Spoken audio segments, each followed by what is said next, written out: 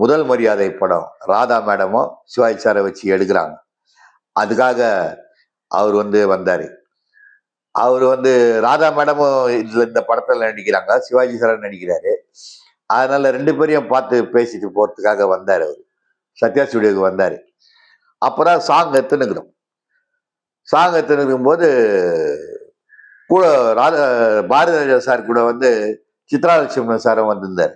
அன்னைக்கு ஷூட்டிங் எடுத்துனுக்கும் போது அந்த சாங் எடுக்கிறோம். சாங் எடுத்து கட்டுன்னு சொன்ன உடனே சிவாஜி சார் அப்படியே நிற்பாரு. நின்ன உடனே நாங்க ஃப்ரேம் பார்ப்போம். ஃப்ரேம் பார்த்த உடனே கரெக்டா ஃப்ரேம்குள்ள நிக்கிறான்னு பார்த்துட்டு ஓகேன்னு சொன்ன பிறகுதான் நவுருவாரு சிவாஜி சார்.